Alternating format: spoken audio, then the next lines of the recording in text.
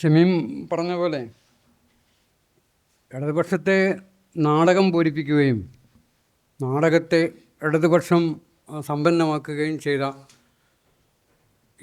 ഒരു സാഹചര്യം കേരളത്തിൽ വളരെ പ്രകടമായിട്ട് നമുക്ക് കാണാൻ പറ്റും. അത് ദേശീയ പ്രസ്ഥാനത്തിൻ്റെ സമാരംഭം തൊട്ട് തന്നെ കേരളത്തിലെ ദേശീയ പ്രസ്ഥാനത്തിൻ്റെ അകത്ത് സമാന്തരമായി ഒരു ഇടതുപക്ഷ ധാര ഉണ്ടായിരുന്നു.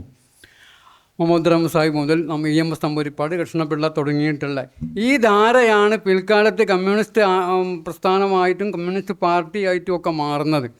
അപ്പോൾ ഇവർ മുന്നോട്ട് വെച്ച പ്രധാനപ്പെട്ട രണ്ട് മൂന്ന് ആശയങ്ങളുണ്ട്. ഒന്ന് സമ്പൂർണ്ണമായ മാനവികതയും സമത്വവുമാണ്. സാമൂഹ്യവൽക്കരണത്തെ എങ്ങനെയാണ് പുനഃസ്ഥാപിക്കാൻ പറ്റുക? ജാതി വ്യവസ്ഥയുടെയും ഈ മതവ്യവസ്ഥകളുടെ ശ്രേണീ ബന്ധങ്ങളെയും ഒക്കെ വകഞ്ഞു മാറ്റി എങ്ങനെയാണ് ഒരു സാമൂഹ്യ നീതിയുടെ ലോകം സ്വപ്നം കാണുക? ഇതിലായിരുന്നു അക്കാലത്തെ കമ്മ്യൂണിസ്റ്റുകൾ, ഇടതുപക്ഷക്കാർ പ്രധാനമായി ഊന്നിയിരുന്നത്. അത് സാമാന്യ മനുഷ്യരെ വളരെ പെട്ടെന്ന് ആകർഷിക്കുന്ന ഒരു ഘടകമാണ്. അപ്പോൾ അതിൻ്റെ ഭാഗമായിട്ടാണ് 1937 നേരത്തെ പറഞ്ഞില്ലേ പാട്ടബാക്കി ദാമോദരൻ കമ്മ്യൂണിസ്റ്റ് പ്രസ്ഥാനത്തിൻ്റെ പിൽക്കാലത്ത് വന്ന കമ്മ്യൂണിസ്റ്റ് പ്രസ്ഥാനത്തിൻ്റെ ദാർശനികനായ ആചാര്യനാണ്. ഒരുപക്ഷെ പാർട്ടി പിളർന്നപ്പം അദ്ദേഹം CPIയിൽ ആയില്ലെങ്കിൽ EMSനേക്കാൾ മെച്ചപ്പെട്ട ഒരു പ്രതിഭയായി കമ്മ്യൂണിസ്റ്റ് ആചാര്യസ്ഥാനത്ത് വരേണ്ട ഒരാളായിരുന്നു. അദ്ദേഹം എഴുതിയതാണ് പാട്ടബാക്കി. എന്താ ഈ പാട്ടം ജമ്മി പാട്ടക്കുടിയാന്മാർ, പാട്ടമെടുക്കൽ, പാട്ടത്തിൻ്റെ അളവ്, ഇതൊക്കെ മനുഷ്യബന്ധങ്ങളെ ജാതി വ്യവസ്ഥയുടെയും തൊഴിൽപരമായ ഉച്ചനീചത്വങ്ങളുടെയും അടിസ്ഥാനത്തിൽ വളരെയേറെ മതിൽക്കെട്ടുകൾ തിരിച്ച് മാറ്റി വച്ചിരുന്ന മനുഷ്യർ മാറി നിന്നിരുന്ന ഒരു കാലമാണ്. ആ കാലത്താണ് പാട്ടം കൊടുക്കേണ്ടതില്ല എന്നും പാട്ടം അടക്കേണ്ടതില്ല എന്നും ജന്മി കുടിയാന്മാർ ഇവിടെ നിലനിൽക്കേണ്ടതില്ല എന്നും കർഷക ബന്ധ ബില്ലിലൂടെ ഈ സാർവത്രികമായ ഒരു വെട്ടിനിരത്തൽ 1957 കേരളത്തിൽ വരുന്നത്. അതിൻ്റെ ആദ്യ ബീജമാണ് 1937 നടന്ന പൊന്നാണിയിൽ വെച്ച് കർഷക സമ്മേളനത്തിൽ ദാമോദരൻ എഴുതി അവതരിപ്പിച്ച ഒരു നാടകമാണ്. ഇതാണ് പാട്ടബാക്കി. അതിനുശേഷം പിന്നീട് നിരവധി നാടകങ്ങൾ വന്നു. കേശവദേവ് ഒരു നാടകം 1947 നാം മുന്നോട്ട്, കേശവ മേനോൻ്റെ നാം മുന്നോട്ടല്ല, കേശവദേവിൻ്റെ, അന്ന് അദ്ദേഹം കമ്മ്യൂണിസ്റ്റുകാരനാണ് കേശവദേവ്. പിൽക്കാലത്ത് കേശവദേവ് കമ്മ്യൂണിസം വിടുകയും കമ്മ്യൂണിസത്തെ വിമർശിച്ചുകൊണ്ടൊരു നാടകം എഴുതുകയും ചെയ്തു. അതാണ് ഞാനിപ്പോൾ കമ്മ്യൂണിസ്റ്റാകും എന്നൊരു നാടകം കേശവദേവ് എഴുതിയിട്ടുണ്ട്. അത് നിങ്ങളെന്നെ കമ്മ്യൂണിസ്റ്റാക്കി എന്ന നാടകത്തിൻ്റെ പ്രതിനാടകമായിട്ട് അദ്ദേഹം എഴുതിയതാണ്. അപ്പോൾ K. രാമകൃഷ്ണൻ്റെ പ്രതിമ, കേശവദേവിൻ്റെ തന്നെ മദ്യപാനി, ഇങ്ങനെയുള്ള കുറേ നാടകങ്ങൾ അക്കാലത്ത് വന്നു. ഇതിനൊക്കെ പ്രചോദനമായത് 1943 വന്ന ഇപ്റ്റയാണ്. K. അബ്ബാസാണ് അതിൻ്റെ ആചാര്യൻ. ബംഗാളിൽ ഇപ്റ്റ വന്നു. അത് ഇന്ത്യൻ പീപ്പിൾസ് തിയേറ്റർ അസോസിയേഷൻ. അത് ഈ നാടക സമ്പ്രദായങ്ങളുടെയും നാടകാവതരണത്തിൻ്റെ സംഘബോധത്തിൻ്റെയും ഒക്കെ ആദ്യകാലത്തെ ഒരു ആവിഷ്കാരമാണ്. അതിൽ നിന്ന് ആവേശം ഉൾക്കൊണ്ടുകൊണ്ട് തന്നെയാണ് നമ്മുടെ KPSC വന്നതും, കേരള പീപ്പിൾസ് ആർട്സ് ക്ലബ്ബ്. അപ്പോൾ ഇതൊക്കെ മുന്നോട്ട് വച്ചിരുന്നത് ഈ ജാതി വ്യവസ്ഥയും സാമൂഹ്യ അസമത്വങ്ങൾക്കുമെതിരെയുള്ള ഒരു വലിയ വിപ്ലവം എന്ന അർത്ഥത്തിലാണ്. ഇപ്പോൾ അതിലൊരു നാടകത്തിൽ പറയുന്നത്, പടിഞ്ഞാറത്തൂരിയെ നത്തമിച്ചോ പണിയാളർ കേറിയോടിയേ കൊച്ചിക്കായേ എന്ന. സന്ധ്യ വരെ അസ്തമിക്കുന്നത് വരെ ജോലി ചെയ്തിട്ടും നടുനിവർന്ന് കൂര പറ്റാൻ കഴിയാതെ, കാരണം ചെന്തെങ്ങിൻ്റെ ചോട്ടിൽ രാമച്ച വിശറിയും വീശി കുടവയറും തറവി മുറുക്കിത്തുപ്പി പാടത്തും പറമ്പിലും പണിയെടുക്കുന്ന ഈ അടിയോള സ്ത്രീകളുടെ കുജവിസ്തൃതിയെപ്പറ്റി കാൽപ്പനികമായി കിനാവ് കണ്ടിരുന്ന ഒരു തമ്പ്രാൻ അവിടെ ഉണ്ട്. ഇപ്പോൾ ഈ തമ്പ്രാനെ കാണാൻ തല പൊക്കാൻ പറ്റില്ല. അപ്പോൾ പാട്ടിലൂടെ ചോദിക്കുകയാണ്, അസ്തമിച്ചോ, നമുക്ക് വീട്ടിൽ പോണ്ടേന്ന്. പടിഞ്ഞാറത്തൂരിയെ നത്തമിച്ചോ പണിയാളർ കേറിയോടിയേ കൊച്ചിക്കായേ ഈ പാട്ടിലൂടെ മറുപടി വരണോ, അസ്തമിച്ചിരിക്കണു, സൂര്യനല്ല തൂര്യൻ, അങ്ങനെ സൂര്യൻ അസ്തമിച്ചിരിക്കണു എന്ന് പറഞ്ഞാൽ വരമ്പ് കയറി വെക്ക് പോകാൻ പറ്റുള്ളൂ. ഇങ്ങനെയുള്ള ഒരവസ്ഥ ഉണ്ടായിരുന്നു. കള്ളാലിത്തിരി മോന്തിയാ പിന്നെ തമ്പ്രം പഠിക്കൽ ചെല്ലാലോ, തമ്പ്രം പഠിക്കൽ ചെന്നാൽ പിന്നെ തമ്പ്രാനോട് ഇത്തിരി പറയാലോ എന്നാണ്. തമ്പ്രാനോട് എന്തെങ്കിലും പറയണമെങ്കിൽ ധൈര്യമില്ല. അപ്പോൾ എന്ത് വേണം? കള്ളാലിത്തിരി മോന്തിയാ പിന്നെ തമ്പ്രം പഠിക്കൽ ചെല്ലണമെങ്കിൽ ധൈര്യം വേണം. ആ ധൈര്യം കള്ള് കൊടുക്കണം. എന്നാലോ കള്ളാലിത്തിരി മോന്തിയാ പിന്നെ തമ്പ്രം പഠിക്കൽ ചെല്ലാലോ, തമ്പ്രം പഠിക്കൽ ചെന്നാൽ പിന്നെ തമ്പ്രാനോട് ഇത്തിരി പറയാലോ എന്നാ. ഈ ഒരു സാമൂഹ്യ സാഹചര്യത്തിൽ നിന്നാണ് കേരളത്തിലെ ഇടതുപക്ഷ നാടകങ്ങൾ സജീവമായി ഉണ്ടായത്. അങ്ങനെ വന്ന ഒരു പ്രധാനപ്പെട്ട നാടകമാണ് നേരത്തെ പറഞ്ഞത്. വിശദമായി അതിനെപ്പറ്റി നേരത്തെ സംവാദം നടന്നതുകൊണ്ട് അതിലേക്ക് ഞാൻ പോകുന്നില്ല. നിങ്ങൾ എന്നെ കമ്മ്യൂണിസ്റ്റാക്കി. ഈ നാടകത്തിൻ്റെ പ്രാധാന്യം ഇത്രയേറെ പ്രതിനാടകങ്ങളുണ്ടായ വേറൊരു നാടകമില്ല. നിങ്ങൾ ആരെ കമ്മ്യൂണിസ്റ്റാക്കിയെന്ന സിവിക്കിൻ്റെ ഏറ്റവും അവസാനം വന്ന പ്രതിനാടകമാണ്.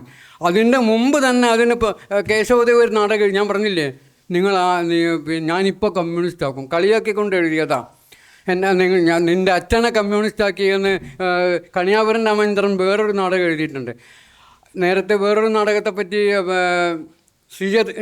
ശ്രീജയുടെ നാടകത്തെപ്പറ്റി പറയുകയും ചെയ്തു. അപ്പോൾ ഇത്രയേറെ പ്രതിനാടകങ്ങൾ ഉണ്ടാവാൻ മാത്രം സാമൂഹിക ജീവിതത്തെ അടിയിൽ നിന്ന് തൊട്ട ഒരു നാടകം എന്ന അർത്ഥത്തിൽ ഇടതുപക്ഷത്തെ സാധ്യമാക്കിയ ഒന്നാണ് KPSCയുടെ രണ്ടാമത്തെ നാടകമായ നിങ്ങൾ എന്നെ കമ്മ്യൂണിസ്റ്റാക്കി. പിന്നെ മുടിയനായ പുത്രനെ, പുതിയ ആകാശം, പുതിയ ഭൂമി, കൂട്ടുകുടുംബം, സർവേക്കല്ല്, ഭഗവാൻ കാലുമാറുന്നു തുടങ്ങിയിട്ടുള്ള നിരവധി നാടകങ്ങളിലൂടെയാണ് കേരളത്തിൻ്റെ പൊതുമനസ്സിനെ ഇടതുപക്ഷത്തോട് അടുപ്പിക്കുവാൻ ഈ നാടക സംഘങ്ങൾക്ക് കഴിഞ്ഞത് എന്നാണ്. ഞാൻ ഇന്നലെ എറണാകുളത്തിരിക്കുമ്പോൾ അവിടെ ജൂതത്തെരുവിലെ ജോനകപ്പള്ളി എന്നും പറഞ്ഞിട്ടൊരു പുസ്തകം എഴുതിയ ഒരു സുഹൃത്ത് അവിടെ വന്നു.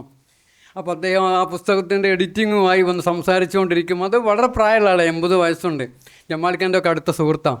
അപ്പോൾ അദ്ദേഹം പറഞ്ഞു, ഞാൻ തൃശ്ശൂരിലെ നാടക സംഘത്തിലുണ്ടായിരുന്നു. ആ നാടകത്തിൻ്റെ പാറ്റേണായി ഉണ്ടായിരുന്ന AK ഗോപാലനാണ്. AV ആര്യൻ അതിനകത്ത് ആ നാടകത്തിൽ അഭിനയിച്ചിട്ടുണ്ട്. ആ നാടകത്തിൻ്റെ ആ ഒരു പ്രധാനപ്പെട്ടൊരു നാടകത്തിൻ്റെ പേര് അദ്ദേഹം പറഞ്ഞു. ഞെട്ടിപ്പോയത് കേട്ടപ്പോൾ. അത് അഗ്രഹാരത്തിൽ നിന്ന് മോസ്കോവിലേക്ക് എന്നാണ് നാടകത്തിൻ്റെ പേര്. അഗ്രഹാരത്തിൽ നിന്ന് മോസ്കോവിലേക്ക്. ഇത് ആര്യനും AKG തുടങ്ങിയിട്ട് ആ തലമുറയിൽപ്പെട്ട ആളുകൾ തൃശ്ശൂർ വെച്ച് കവിതാ തിയേറ്റേഴ്സ്, ഈ ഒരു തിയേറ്ററിൽ അങ്ങനെ നിരന്തരം നാടകങ്ങൾ നടത്തി സാമൂഹ്യ ജീവിതത്തിൻ്റെ ഈ നിരപ്പാക്കൽ പ്രക്രിയ വളരെ വിജയകരമായി പൂർത്തിയാക്കി എന്നുള്ളിടത്താണ് കമ്മ്യൂണിസത്തിൻ്റെ സാധ്യത ഉണ്ടായത്. അത് വെറും നാടകങ്ങളല്ല, കാവ്യനാടകങ്ങൾ. അപ്പോൾ അത് 2-3 കാര്യം ചെയ്തത്. ഒന്ന്, മനുഷ്യ ജീവിതത്തിൻ്റെ സാമൂഹ്യ വൽക്കരണം സാധ്യമായി. പ്രണയത്തിനെ പറ്റിയുള്ള അതിരടയാളങ്ങൾ മായ്ച്ചു കളയുകയും പ്രണയം എവിടെയും എങ്ങനെയും സാധ്യമാണ് എന്ന വളരെ കാൽപ്പനികമായ ഒരു ധാരണ സമൂഹത്തിൻ്റെ അടുത്തേക്ക് കൊടുക്കുകയും ചെയ്തു.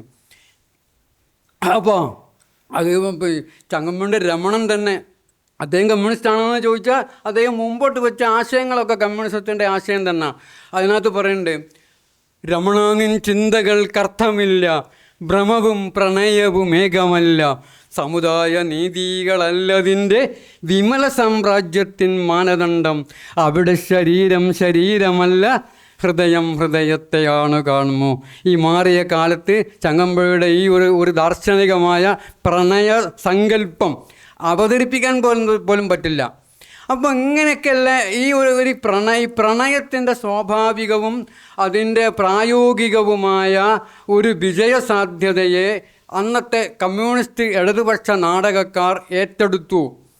അതുപോലെ ജാതി വ്യവസ്ഥയുടെ സമ്പൂർണമായ നിരാസത്തിലൂടെ അവർ പുതിയ ഒരു സമൂഹത്തെ പറ്റിയുള്ള സാമൂഹിക സങ്കല്പം മുന്നോട്ട് വെച്ചു. ഇത് രണ്ടുമാണ് ഈ നാടകങ്ങൾ വിജയകരമായി ആഘോഷിക്കപ്പെടുവാൻ ഒരു കാരണമായത്. മൂന്നാമത്തെ ഒരു വളരെ പ്രധാനമായ ഒരു കാരണം, ഈ അടിത്തട്ടിലുള്ള ജനവിഭാഗം, അത് സ്ത്രീകളായാലും തൊഴിലാളികളായാലും, ഈ അടിത്തട്ടിലുള്ള ജനങ്ങളുടെ അടക്കിപ്പിടിച്ചൊരു വികാരമുണ്ടായിരുന്നു ജന്മികളോട്, പ്രണയം നിഷേധിക്കപ്പെട്ടവരോട്, അതും തമ്പ്രാൻ സമൂഹത്തോട് ഒക്കെ ഉണ്ടായിരുന്ന വലിയ രോഷം ഉണ്ടായിരുന്നു. ഈ രോഷം പ്രകടിപ്പിക്കാൻ പറ്റില്ല അവർക്ക്, അവർ ജീവിക്കുന്ന സാഹചര്യം കൊണ്ട്. അപ്പോൾ എന്ത് ചെയ്യും? ഈ നാടകത്തിൽ അതിമാനുഷ്യരായി വരുന്ന കഥാപാത്രങ്ങൾ അതിരോഷത്തോടു കൂടി ഇതിന് മറുപടി പറയുന്ന മാസ് ഡയലോഗ്, ഇതിലൂടെയെങ്കിലും ഇവരുടെ ആത്മസാക്ഷാത്കാരം സാധ്യമായി. അതുകൊണ്ട് ആ നാടകങ്ങൾ കാണാൻ വേണ്ടി അവർ പറയാൻ ആഗ്രഹിക്കുന്നത്, ഈ അഭിനേതാക്കൾ പറയുന്നത് കേട്ടൊന്ന് കോരിത്തെരിക്കാൻ അവർ തിയേറ്ററുകളിലേക്കും നാടക സംഘങ്ങളിലേക്കും പാടങ്ങളിലേക്കും ഇരച്ചു കയറി. അത് കണ്ട് അവരുടെ ആശയ ലോകത്ത് വന്ന ഒരു പ്രധാനമായ മാറ്റമാണ് കമ്മ്യൂണിസത്തിൻ്റെ വ്യാപനത്തിൻ്റെ ഒരു കാരണം. അതിനിവർ ഈ നാടകക്കാർ ഉടനീളം ഇടതുപക്ഷ നാടകങ്ങൾ അക്കാലത്തുള്ള ഒക്കെ എടുത്ത് നോക്കിയാൽ കാണുമെന്നറിയാം. ഇടതുപക്ഷം ഏതു തരം ആശയമാണോ പ്രാവർത്തികമാക്കാൻ ആഗ്രഹിക്കുന്നത്, ആ ആശയത്തെ ആ ജാതി വ്യവസ്ഥയുടെയും ഉള്ളിൽ നിന്ന് ഇപ്പോൾ ഉയർന്ന ജാതിയിൽപ്പെട്ട ഒരു തമ്പ്രാൻ്റെ അധികാരം പൊളിച്ചെടുക്കുന്നത് തമ്പ്രാൻ്റെ മകൻ തന്നെ ആയിരിക്കും, അല്ലെങ്കിൽ മരുമകനായിരിക്കും, അല്ലെങ്കിൽ മകളായിരിക്കും. അവർ മുന്നോട്ട് വെക്കുന്ന സാമൂഹ്യ സങ്കല്പങ്ങളെ അവരുടെ വീടുകളിൽ നിന്ന് തന്നെ ഉള്ള ആളുകൾ പൊളിക്കുന്നത്. ഇത് വളരെ വികാരവായ്പോട് കൂടിയായിരിക്കും സാമാന്യ ജനം കണ്ടു നിൽക്കുക. ഈ തരത്തിലാണ് അക്കാലത്തെ നാടകങ്ങൾ പ്രവർത്തിച്ചത് എന്നുള്ളത് നമ്മൾ ആ നാടകം. അപ്പോൾ ഈ ചെറുകാടിൻ്റെ ചെറുകാട് 10-20 നാടകം എഴുതിയ വലിയ ഇടതുപക്ഷ നാടകക്കാരനാണ് ചെറുകാട്. അദ്ദേഹത്തിൻ്റെ നാടകങ്ങൾ തറവാടിത്തം. അതിലാകെക്കൂടി തന്നെ പറയുന്നത് ശക്തൻ മൂപ്പിലാൻ അയാളും അയാളുടെ ഭാര്യയും തമ്മിൽ സംഭാഷണം നടക്കുന്നത് എന്താ വെച്ചാൽ തറവാട്ടിലെ ഒരു പെൺകുട്ടി തിരണ്ടുന്നതാണ്. ആ തിരണ്ടിയതല്ല പ്രശ്നം, തിരണ്ടിയ പക്കം മോശം, നാളും മോശം. അപ്പോൾ ഇത്രയും മോശപ്പെട്ട ഒരു പക്കത്തിലും ഒരു നാളിലും ഈ കുട്ടി എന്തിനെ തിരണ്ടിയ എന്നുള്ള വലിയ ദാർശനികമായ ഒരു സംവാദമാണ് ഈ തറവാടിത്തം എന്ന നാടകം തുടങ്ങുന്നത് തന്നെ. അപ്പോൾ ഇങ്ങനെയുള്ളതൊക്കെ അതിനൊക്കെ അട്ടിമറിച്ചുകൊണ്ട് വലിയ മാനവികതയെ പറ്റിയുള്ള സങ്കല്പങ്ങൾ മുന്നോട്ട് വെക്കുക, മതങ്ങളെ നിഷേധിക്കുക, ദൈവത്തെ നിഷേധിക്കുക. ഇപ്പോൾ എൻ എം പിള്ളൻ്റെ ഒരു നാടകമുണ്ട്, ഗറില്ല. നേരത്തെ എൻ എം പിള്ളനെ സൂചിപ്പിച്ചു. അതിൽ പറയുന്നതെന്ന് വെച്ചാൽ 2 പേര് രംഗത്തേക്ക് പോകുന്നു. ഒന്ന് ചേട്ടൻ, ഒന്ന് അനുജൻ. ദൈവമാണ് ചേട്ടൻ, അനുജൻ സാത്താന. ഇവർ തമ്മിൽ നടക്കുന്ന ഒരു സംവാദമാണ്. അപ്പോൾ ദൈവം പറയുന്നുണ്ട്, നീ ഭൂമിയിലേക്ക് നോക്ക്, അവിടെയൊക്കെ ഏറ്റവും മനോഹരമായ കെട്ടിടങ്ങളൊക്കെ എൻ്റെതാണ്, അവിടെ നടക്കുന്നതൊക്കെ എൻ്റെ പേരിലുള്ള സങ്കീർത്തനങ്ങളും ബലികളുമാണ്, അനക്കാടെന്തോ ഉണ്ടോ എന്ന് ചോദിക്കണ്ട. അപ്പോൾ അനുജൻ ചകുത്താൻ പറയുന്നൊരു മറുപടി ഉണ്ട്, അതൊക്കെ ശരിയാണ്, വലിയ വലിയ കെട്ടിടങ്ങളും വീടും ഒക്കെ എൻ്റെ തന്നെ, പക്ഷേ അതിൻ്റെ അകത്തെ ബിസിനസ് എൻ്റേതാണ് എന്ന് പറയുന്നതോടുകൂടി അത് പൊളിഞ്ഞു. ഈ തരത്തിലാണ് മതങ്ങളെയും മതമൂല്യങ്ങളെയും സങ്കല്പങ്ങളെയും വ്യാപകമായി ഈ ചെറുകാടായാലും എൻ എം പിള്ളയായാലും തൊപ്പിൽ ബാസി ആയാലും കണിയാപുരം രാമചന്ദ്രനായാലും ഇങ്ങനെയുള്ള ആളുകളൊക്കെ അതോടുകൂടി പുതിയൊരാവേശം സമൂഹത്തിന് വരികയാണ്. ഇപ്പോൾ പി എൻ താജിൻ്റെ നാടകങ്ങൾ നേരത്തെ വിടാറൊന്ന് പറഞ്ഞു. അപ്പോൾ അങ്ങനെയാണ് കേരളത്തിൽ കമ്മ്യൂണിസത്തിൻ്റെ ഒരു സാമൂഹ്യ മൂല്യം വളരെ വിലപ്പെട്ടതാണ് എന്ന് വരികയും അത് ഏറ്റെടുക്കാൻ ആളുകളുണ്ടാവുകയും ചെയ്തത്. അപ്പോൾ പ്രേംജി ആയാലും വട്ടതിരിപ്പാടായാലും MRB ആയാലും ഇവരൊക്കെ കുടിക്കൊള്ളുന്ന ഒരു സാമൂഹ്യ വ്യവസ്ഥയുടെ പൊള്ളത്തരം ഇവരെന്നെ പൊളിച്ചതാണ്. അതുപോലെ ഉയർന്ന ജാതി നായന്മാരിലെയും നമ്പൂതിരിമാർ, ബ്രാഹ്മണന്മാർ, നായന്മാർ, അങ്ങനെയുള്ള സവർണ വിഭാഗത്തിൻ്റെ അവർ തന്നെ അവർ കുടികൊള്ളുന്ന സാമൂഹ്യ വ്യവസ്ഥയെ തോട്ടപ്പെടുത്തുകയും തകർക്കുകയും ചെയ്യുന്നത് അടിസ്ഥാന വിഭാഗത്തിൻ്റെ ആളുകൾ വളരെ സാഗൂതം നോക്കിയിരിക്കുകയും അതിൽ അവർ ആവേശഭരിതരാകുകയും ചെയ്തു എന്നുള്ളത്. അപ്പോൾ അതിൽ നമ്മൾ കെ ടി മൊമ്മൻ്റെയൊക്കെ നാടകം കാണും. ഈ നാടകത്തിലെ വളരെ പ്രധാനപ്പെട്ട ഒരു ഭാഗം അതിലെ പാട്ടുകളാണ്. വളരെ മനോഹരമായ ഈണങ്ങളിൽ ഈ പാട്ടുകൾ കൊണ്ട് ഒരു നാടകത്തിൻ്റെ മണിക്കൂറുകൾ നീളുന്ന സംഭാഷണങ്ങളെ അട്ടിമറിക്കുന്ന രീതിയിൽ ഒറ്റ വരി പാട്ടുകൊണ്ട് ഈ നാടകങ്ങളിലൊക്കെ ആശയങ്ങൾ വലിയ അളവിൽ പ്രസരിപ്പിക്കപ്പെട്ടു എന്നാണ്. പൊന്നരിവാളമ്പിളിയിൽ കണ്ണെറിയുന്നോളെ, ആ മരത്തിൻ പൂന്തണലിൽ വാടി നിൽക്കുന്നോളെ. പൊന്നരിവാൾ അമ്പിളി, അമ്പിളി ഒരു അരിവാളായി സങ്കല്പിക്കുകയാണ്.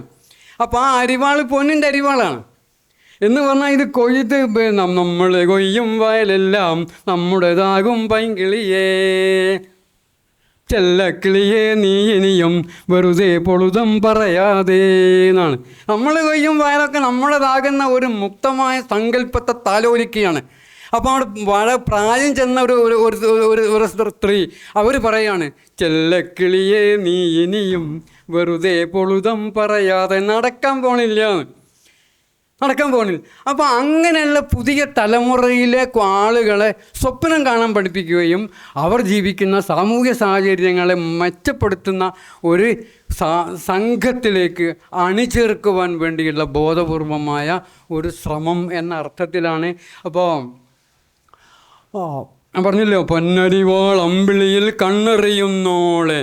ഈ ആകാശത്ത് ഭൂമിയിലെ ഈ ചേറും ചെളിയും ചെമ്മണ്ണും വിട്ട് ആകാശത്തിലെ അമ്പിളിയിൽ, അത് പൊന്നമ്പിളിയാണ്, ഈ പൊന്നിനെയും ഈ അമ്പിളിയെയും ഒക്കെ നീ സ്വപ്നം കാണണം. അധികാരം കൊയ്യണം ആദ്യം, എന്നിട്ടാകാം പൊന്നാര്യൻ. വയലപ്പള്ളി പറഞ്ഞിട്ടുണ്ട് അധികാരം. അപ്പോൾ ആ അധികാരം കൊയ്യുന്ന പൊന്നരിവാളാണ് അമ്പിളിയിൽ ഈ കുട്ടി സ്വപ്നം കാണുന്നത്. അങ്ങനെ വരുമ്പോൾ ഈ പെൺകുട്ടിക്ക് അതിനകത്ത് വലിയ അളവിൽ പങ്കെടുക്കാൻ പറ്റും. ഇപ്പോൾ അത് മുസ്ലിം നാടകത്തിൻ്റെ പശ്ചാത്തലത്തിൽ എഴുതപ്പെട്ട നാടകങ്ങളൊക്കെ ഉണ്ട്, ഒരുപാട് നാടകങ്ങളുണ്ട്.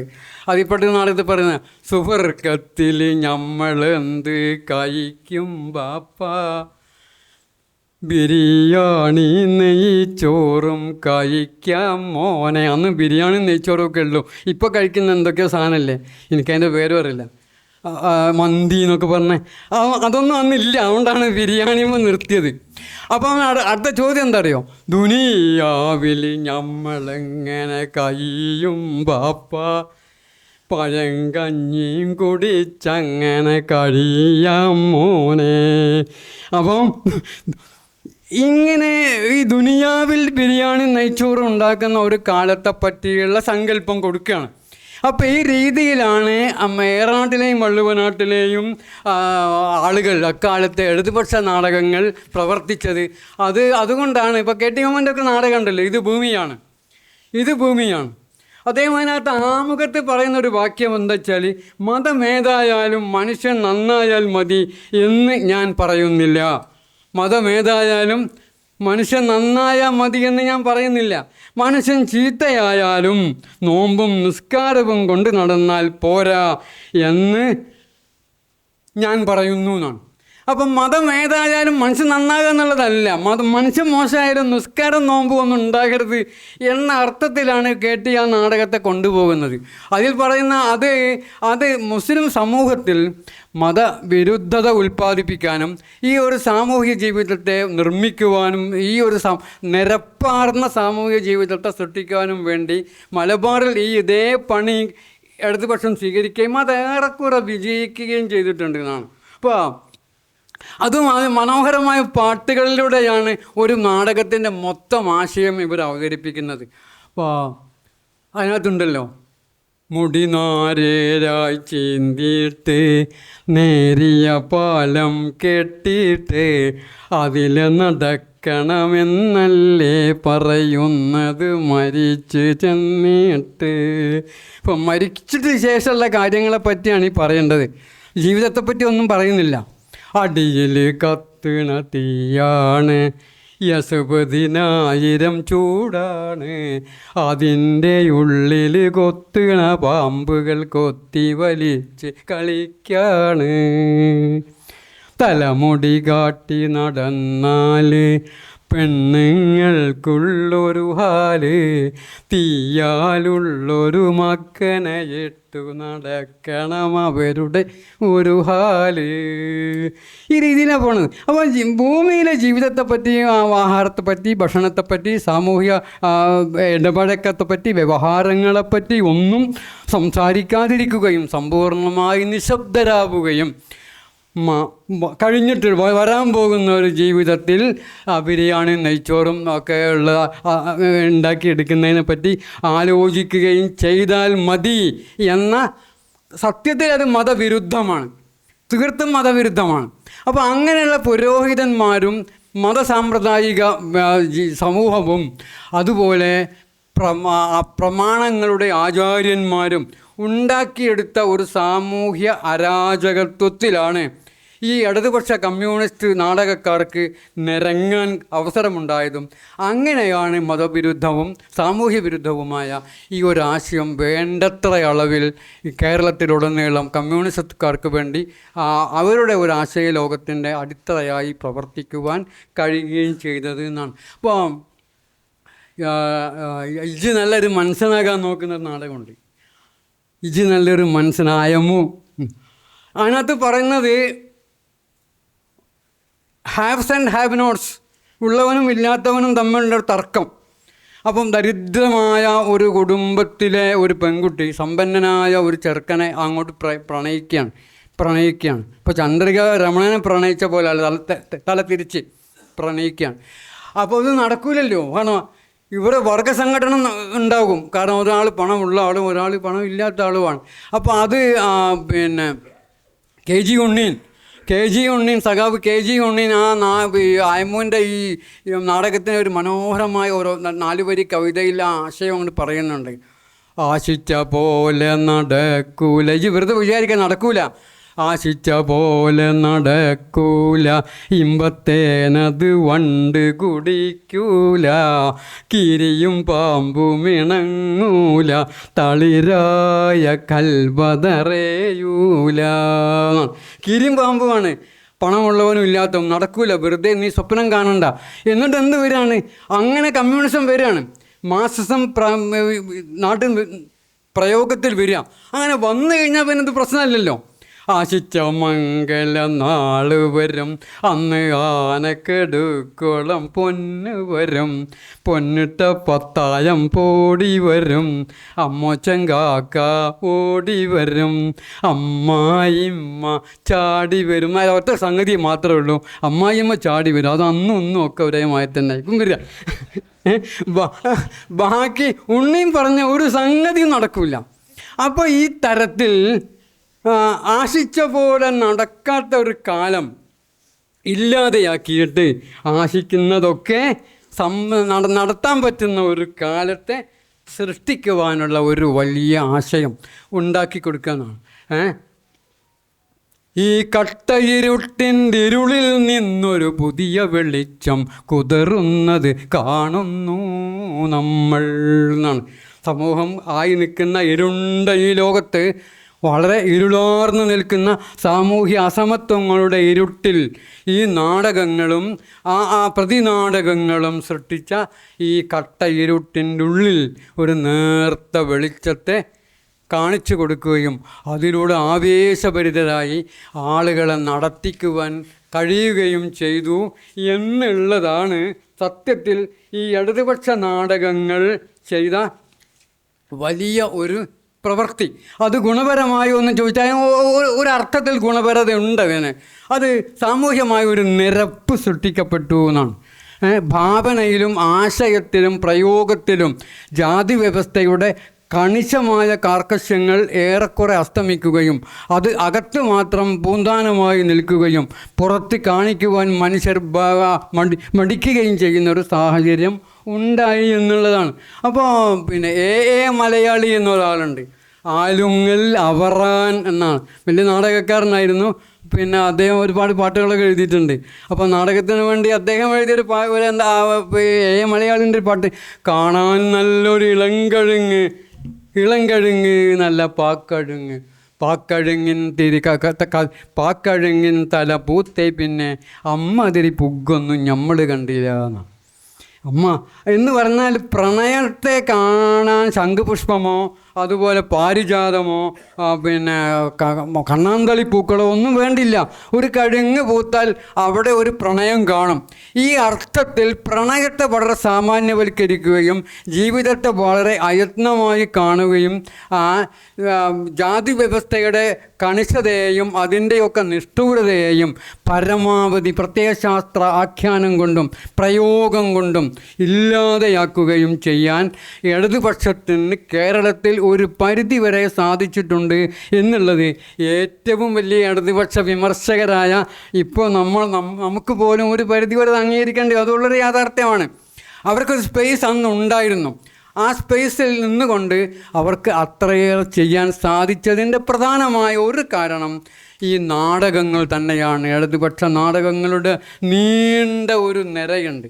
PM താജ് മുതൽ അങ്ങോട്ട് പോയാൽ കേശവദേവ് വരെയുള്ള നീണ്ട നാടകക്കാരുടെ നാടകം സൃഷ്ടിച്ച അതിൻ്റെ ഒരു ആന്തോളനം, അതിൻ്റെ ഒരു ആഗ്നേയം ചലനങ്ങൾ, അതിൻ്റെ സാധ്യതകൾ ഇവിടെ ഉണ്ടാക്കിയിട്ടുണ്ട്.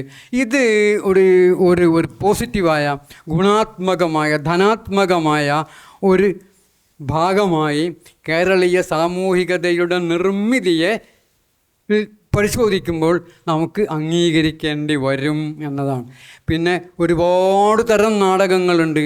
ഇടതുപക്ഷ നാടകത്തിൽ തന്നെ പലതരത്തിലുള്ള അടരുകളുണ്ട്, പലതരത്തിലുള്ള അടുക്കുകളുണ്ട്. അത് കവിതയിൽ വന്നിട്ടുണ്ട്, കഥയിൽ വന്നിട്ട്, കാവ്യ നാടകങ്ങളിൽ വന്നിട്ടുണ്ട്, ഗാനാത്മക നാടകങ്ങൾ വന്നിട്ടുണ്ട്, വെറും നാടകങ്ങളിലുണ്ട്. ഇതെല്ലാം ഒന്ന് ഒരുമിച്ച് നിർത്തിയാൽ പോലും സാമൂഹ്യ പ്രതിബദ്ധതയുടെ വലിയൊരു ആചാരവാക്യമായി ഇടതുപക്ഷത്തിൻ്റെ നാടക പ്രവർത്തനങ്ങളെ നമുക്ക് പൊതുവെ അംഗീകരിക്കേണ്ടി വരും, കാണേണ്ടി വരും എന്ന അതിൻ്റെ പ്രഥമമായ ഒരു അവതരണത്തിൽ ഞാൻ അവസാനിപ്പിക്കുന്നു. Thank you.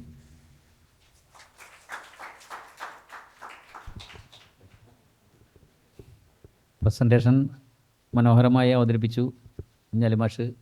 നമുക്കൊക്കെ മനസ്സിലാവുന്ന രീതിയിൽ പാട്ടുകളും ഒക്കെയായി വളരെ താളാത്മകമായും രസകരമായും അവതരിപ്പിച്ചു. ഇനി ഇതിൽ നമുക്ക് ചർച്ചയാണ് നടക്കേണ്ടത്. ഇടതുപക്ഷ നാടകം എന്ന് പറയുമ്പോൾ നമുക്കറിയാവുന്ന പ്രാഥമികമായ വിവരങ്ങളെല്ലാം പറഞ്ഞു കഴിഞ്ഞു. ഇനി ഇതിൽ നിന്ന് കുറച്ചുകൂടെ കൂടുതലായിട്ട് ഇതിൻ്റെ മറ്റടരുകളിലേക്ക് കടക്കാനുള്ള ചർച്ചകളാണ് വരേണ്ടത്. സസിൽ നിന്നും ചർച്ചകളെ ക്ഷണിക്കുക.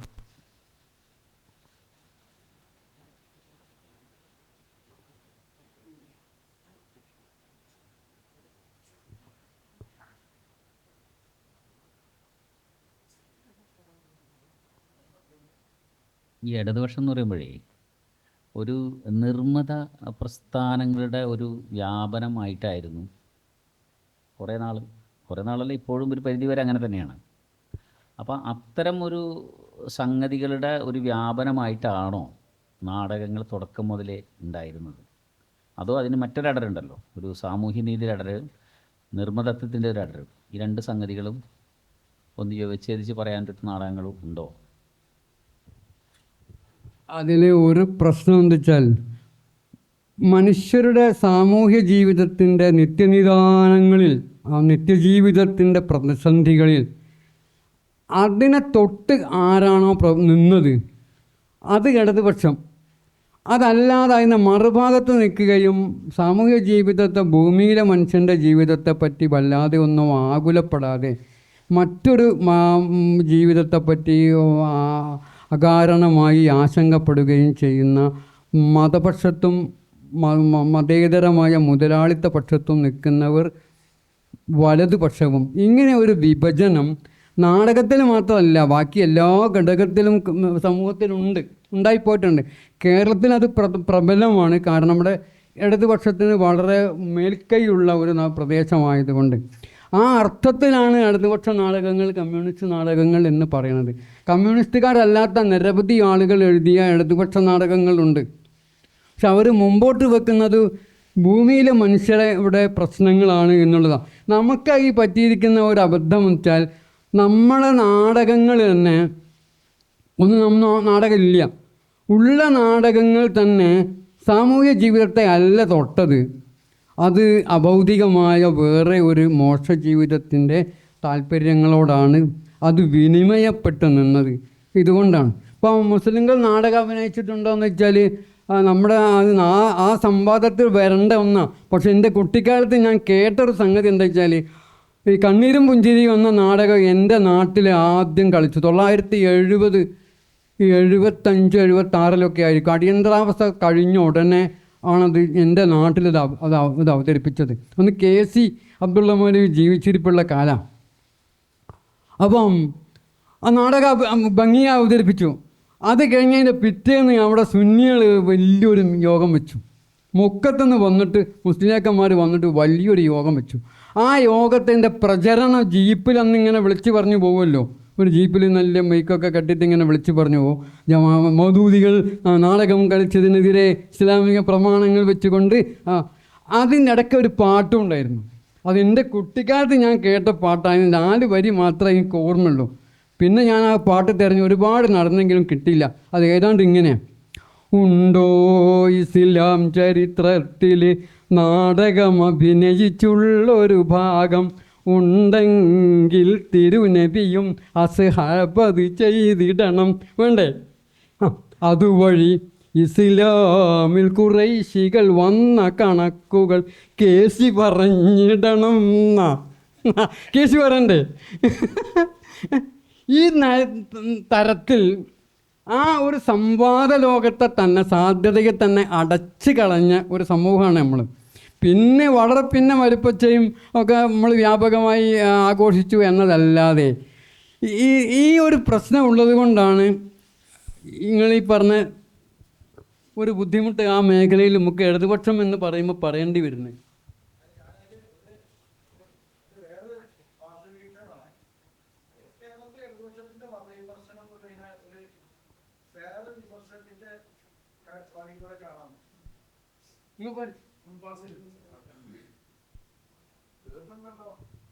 കേൾക്കുന്നുണ്ട്, അവിടുന്ന് പറയണം. അതിൻ്റെ ഒരു സൗകര്യം ഒരു പേടിയില്ലാതെ പറയാലോ. അതായത് കേരളത്തിൽ ഇടതുപക്ഷത്തിൻ്റെ മതവിമർശനത്തെ വേറൊരു രീതിയിൽ കാണാമെന്ന് തോന്നുന്നു. ഇപ്പോൾ തെക്കൻ കേരളത്തിൽ ഉണ്ടായ ഇടതുപക്ഷ നാടകങ്ങളിൽ മതം എന്നതിനെ പൊതുവായിട്ട്, അപ്പോൾ ഭഗവാൻ ഉറങ്ങുന്നു പോലെയുള്ള നാടകങ്ങൾ, അത് മതം, ദൈവം, ഭഗവാൻ, ഒരു ഹിന്ദുമത വിമർശനം എന്ന രീതിയിലേക്ക് അത് പോകില്ല. ഭഗവാൻ കാലുമാറുന്നു, അതെ, അതൊക്കെ ഭഗവാൻ, ദൈവം, ഈശ്വരൻ അറസ്റ്റിൽ, ഈശ്വരൻ, മതം എന്നതിനെ ഒരു പൊതു സമ്പർക്കമായിട്ടാണ് കാണുക. എന്നാൽ മലബാറിലെ നാടകങ്ങൾ അത് ഇസ്ലാമാണ്. ഇസ്ലാമിന് സവിശേഷ സന്ദർഭമായിട്ട് കണ്ടിട്ടാണ് അതിനെ വിമർശിക്കുക. അപ്പോൾ അതുകൊണ്ട് കേരളത്തിൽ തന്നെ പിന്നീടുണ്ടായ ഒരു മതവിമർശനം എന്നത് ഇസ്ലാം വിമർശനമായിട്ട് മാറി. അതിപ്പോൾ ഏറ്റവും ഒടുവിൽ യുക്തിവാദികൾ വരെ, രവിചന്ദ്രൻ വരെ അതാണ്. മതവിമർശനം എന്ന് പറഞ്ഞാൽ ഇസ്ലാമിക വിമർശനം. പൊതുവെ മതം ഇസ്ലാമാണ്. ഈ ഒരു പ്രശ്നം ഇടതുപക്ഷമാണ് തുടങ്ങി വെച്ചത്. അവർ പറയും ഞങ്ങൾ വർഗീയതക്കെതിരാണ്, മതത്തിനെതിരാണ്, മതവിമർശനമാണ്. പക്ഷേ ഏത് മതം എന്ന് ചോദിച്ചാൽ അത് ഇസ്ലാം മത വിമർശനമാണ്. ആചാരങ്ങൾ വിമർശിക്കുമ്പോൾ ഇസ്ലാം മത ആചാരങ്ങളെ വിമർശനമാണ്.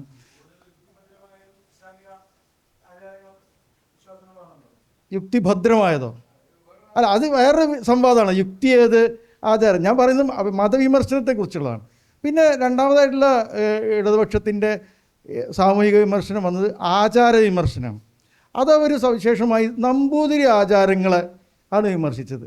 അതൊരു കേസ് സ്റ്റഡി നടത്തേണ്ട കാര്യം തന്നെയാണ്.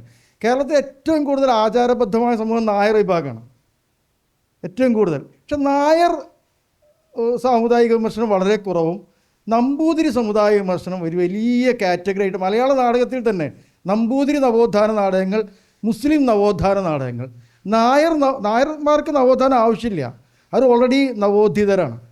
അപ്പോൾ ഈ ഒരു പ്രശ്നം ഇങ്ങനെ ഇത്തരം മതവിമർശനങ്ങളെ മറ്റൊരു വിമർശന ഭാഗത്തു നിന്ന് നോക്കുമ്പോൾ ഇടതുപക്ഷത്തിൻ്റെ മതവിമർശനത്തിനെ നമ്മൾ വേറെ ഒരു സാമൂഹിക പശ്ചാത്തലത്തിൽ നിന്ന് കാണേണ്ടി വരും. ഇനി വേറെ ഇസ്ലാം മത വിമർശനത്തിൽ തന്നെ ഇപ്പോൾ KT മുഹമ്മദിൻ്റെ നാടകത്തിലൊക്കെ ഒരു ഗുഡ് മുസ്ലിം, ബാഡ് മുസ്ലിം ഉണ്ടാവും. അപ്പോൾ ഇത് ഭൂമിയാണെന്നുള്ളതിലൊക്കെ ആചാരബദ്ധനായ ഒരു മുസ്ലിം ഉണ്ടാവും. അയാൾ അതിക്രൂരനും ഞാൻ എൻ്റെ ഇതിൽ വരുന്നതാണ്, എൻ്റെ അവതരണത്തിൽ വരുന്നൊരു വിഷയം കൂടെ ഞാൻ നേരത്തെ പറയുന്നത് അവിടെ വന്നതുകൊണ്ട്. അതോടൊപ്പം ഒരു നല്ല മുസ്ലിം ഉണ്ടാവും. അയാൾ നിസ്കരിക്കുകയൊക്കെ ചെയ്യും, പക്ഷേ ഒരു നവവാദിയായിരിക്കും, ലിബറൽ മുസ്ലിം. അയാൾ ഇപ്പോൾ ഇത് ഭൂമിയാണ് ആ സ്ക്രിപ്റ്റ് എടുത്ത് വായിച്ചു നോക്കൂ, നല്ലൊരു ജമാഅത്തുകാരനാണ്, അതിലുള്ള നല്ല മുസ്ലിം. നമ്മുടെ കാഴ്ചപ്പാടിലൊക്കെയുള്ള ഉന്നത വിദ്യാഭ്യാസത്തിന് വേണ്ടി പറയുന്ന, സ്ത്രീകളുടെ സ്വാതന്ത്ര്യത്തിന് വേണ്ടി പറയുന്ന, സ്ത്രീകൾക്ക് വിദ്യാഭ്യാസം വേണമെന്നൊക്കെ പറയുന്നൊരു ജമാഅത്തുകാരൻ ആയിരിക്കും. അതും കൂടെ നമ്മൾ കാണണം.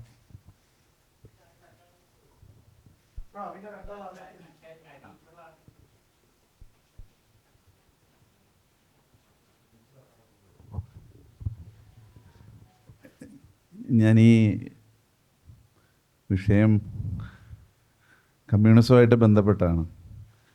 അപ്പോൾ നമുക്ക് ഇപ്പോഴും ഒരു 25 കൊല്ലം കഴിഞ്ഞ് തനിമ കലാസാഹിത്യവേദി നാടകത്തെക്കുറിച്ചുള്ള ഒരു സമഗ്ര പഠനം ഒരു ക്ലാസ് നടത്തുകയാണെങ്കിൽ അന്നും ചർച്ച ചെയ്യുന്നത് മറ്റേ നിങ്ങളെന്നെ കമ്മ്യൂണിസ്റ്റാക്കിയും അല്ല പാട്ടപ്പാക്കിയൊക്കെ തന്നെയാണ്. ഈ പുതിയ കാലത്ത് എന്തുകൊണ്ട് അത്തരം നാടകങ്ങൾ ഉണ്ടാകുന്നില്ല, അല്ലെങ്കിൽ അങ്ങനെ സാമൂഹിക പരിവർത്തനം സൃഷ്ടിക്കാൻ പറ്റുന്ന നാടകങ്ങൾ ഉണ്ടാകുന്നില്ല എന്നൊരു സംശയം എനിക്ക് തോന്നുന്നത്. ഇപ്പോൾ അത് നമ്മൾ CJP പോലുള്ള കോക്രോച്ച് പാർട്ടിയും കേരള സ്റ്റോറിയും ഒക്കെ ആയി മാറിപ്പോയി എന്ന് തോന്നുന്നു. അപ്പോൾ അതിനെക്കുറിച്ച് എന്താണ് പറയാനുള്ളതെന്ന് അറിയാനാണ്. ശരിക്കും പറഞ്ഞു കഴിഞ്ഞാൽ ഈ നമ്മളെല്ലാം പാസ്റ്റിലാണ് ജീവിക്കുന്നത്. പാസ്റ്റിനെ മഹത്വവൽക്കരിച്ചുകൊണ്ട് പാസ്റ്റിൽ കഴിഞ്ഞുപോയ അല്ല ആ സമയത്ത് അതിനെ മാത്രമാണ് ചെന്ന് ഇപ്പോൾ പ്രസൻറ്റിൽ അതിനെ ഇങ്ങനെ ഒരു സാമൂഹിക പരിവർത്തനം ഉണ്ടാക്കാൻ പറ്റിയ കലാസൃഷ്ടികൾ അല്ല നാടകമായാലും മറ്റെന്ത് കലകളായാലും അതിനെക്കുറിച്ചുള്ള ഒരു ചിന്ത 25 വർഷം കഴിഞ്ഞ് നമ്മൾ ചർച്ച ചെയ്യുമ്പോഴും ഈ പാട്ടപ്പാക്കിയും ഈ പിന്നെ ഇത് മാത്രമേ ചർച്ച ചെയ്യുന്നുള്ളൂ. പുതിയ കാലത്തിൽ ആ കലകളെക്കുറിച്ചോ അല്ലെ ആ പിന്നെ സൃഷ്ടികളെക്കുറിച്ചോ ചർച്ച ചെയ്യാൻ പറ്റുന്നില്ല നമുക്ക്. അത് സത്യത്തിൽ ഒരു എന്താ പറയുന്നത് നമ്മുടെ കാഴ്ചപ്പാടിൻ്റെ ഒരു പ്രശ്നമാണെന്ന് എനിക്ക് തോന്നുന്നു.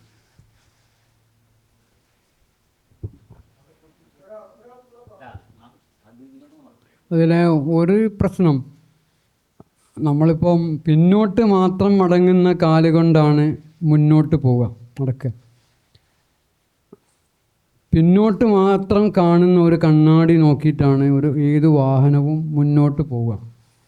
അപ്പോൾ നമ്മൾ കഴിഞ്ഞുപോയ ഇന്നലകളെ പറ്റിയുള്ള വളരെ കൃത്യമായ ഒരു പ്രതലത്തിൽ നിന്നുകൊണ്ട് ഭാവിയെ പറ്റിയുള്ള മുക്തമായ സ്വപ്നങ്ങൾ കിനാവുകൾ കാണുക എന്നുള്ളത് ചരിത്രപരമായ ഒരു നിയോഗവും ദൗത്യവും എന്ന അർത്ഥത്തിൽ അത് വേണ്ടി വരും. ഒന്നത്. രണ്ടാമത്തെ, ഇന്നിപ്പം നാടകം അത്ര വലിയ ഒരു ആവേശകരമായ സങ്കേതമല്ല. അതിങ്ങനെ മാറി മാറി വരില്ലേ. പണ്ട് നാടകമായിരുന്നു, അതിന് പാട്ടായിരുന്നു, പിന്നെ ചിത്രകല വന്നു. പിന്നെ ഇപ്പം നാടകത്തിൽ നിന്ന് ഒരു പരിണിതമായ ഒരു ഘടകമാണ് ചലച്ചിത്രം, സിനിമ. അത് മാറി ഇപ്പോൾ റീൽസിൻ്റെയും പുതിയ കാലത്തിൻ്റെ ഉപകരണങ്ങളാണ്, പുതിയ കാലത്തിൻ്റെ സാമഗ്രികളാണ് പുതിയ തലമുറയോട് സംവാദം ചെയ്യണമെങ്കിൽ ഉപയോഗിക്കാൻ പറ്റുള്ളൂ. നാടകം കാണാൻ ഇപ്പോൾ എത്ര ആളെ കിട്ടില്ലല്ലോ. അപ്പോൾ ആ അർത്ഥത്തിൽ അതൊരു ചരിത്രമാണ്. ആ ചരിത്രത്തെ അനുസ്മരിച്ചു എന്ന അർത്ഥത്തിലാണ് നമ്മളിവിടെ അതൊരു വിഷയമാക്കിയത്. അപ്പോൾ പുതിയ കാലത്ത് നാടകം ഇരിക്കില്ല. പുതിയ കാലത്ത് ഇരിക്കണമെങ്കിൽ അതിന് ആദം സാറൊക്കെ ഇപ്പോൾ ചെയ്യുന്ന പഴയ മമ്മൂട്ടിനെ ഒരിക്കൽ പറയുന്നത് കേട്ടും, ഞാൻ അഭിനയിച്ച പഴയ സിനിമ അപ്പോൾ കണ്ട എനിക്കെന്നെ അതുവരെ ഒരു ചലിപ്പ് തോന്നുന്നു. പുതിയ തരത്തിലെ പുതിയ കുട്ടികളോട്, നിങ്ങൾ പറഞ്ഞ കോക്രോച്ചുകളോടൊക്കെ കമ്മ്യൂണിക്കേറ്റ് ചെയ്യണമെങ്കിൽ, സംവാദം നടത്തണമെങ്കിൽ അതിനൊരു ഭാഷയും അതിനൊരു വ്യാകരണവും അതിൻ്റേതായ ഒരു പോയട്രി ഉണ്ട്, അതിൻ്റേതായ ഒരു ആർട്ട് ഫോമും ഉണ്ടാവും. അത് നമ്മൾ പഠിച്ചെടുക്കുക എന്നുള്ളത് നിരന്തരം നവീകരിക്കുക എന്നുള്ളതാണ്. അത് ചെയ്യാൻ പറ്റുള്ളൂ. ഒന്നത്. രണ്ടാമത്തെ ഒന്ന്, ഇപ്പം പണ്ടുള്ള ഒരു മഹാകവി ആശാൻ കവിത എഴുതിയ കാലത്ത്, അക്കാലത്ത് ആശാൻ കവിതയല്ല. ഒരു കുട്ടി ആ കവിത അംഗീകരിച്ചിട്ടില്ല. ആശാൻ്റെ കവിതകളൊന്നും മെച്ചപ്പെട്ട ഒരു കാവ്യ കലയാണ് എന്ന അർത്ഥത്തിൽ അക്കാലത്ത് ആരും അംഗീകരിച്ചിട്ടില്ല. പിൽക്കാലത്താണ് ആ കവിതയിൽ പുതിയ പുതിയ വായനകൾ സാധ്യമാകുന്നത്. അതുപോലെ പഴയ നാടകങ്ങൾക്കും പുതിയ കാലത്ത് പുതിയ വായനകൾ സാധ്യമാകും. ആ പുതിയ വായനയിൽ നിന്നാണ് പുതിയ സങ്കേതങ്ങളെ നമ്മൾ വികസിപ്പിച്ച് കൊണ്ടുവരിക എന്നാണ് എനിക്ക് തോന്നുന്ന ഒരു പിന്നെ ജമീൽ മാഷ് പറഞ്ഞൊരു സംഗതിയുണ്ട്.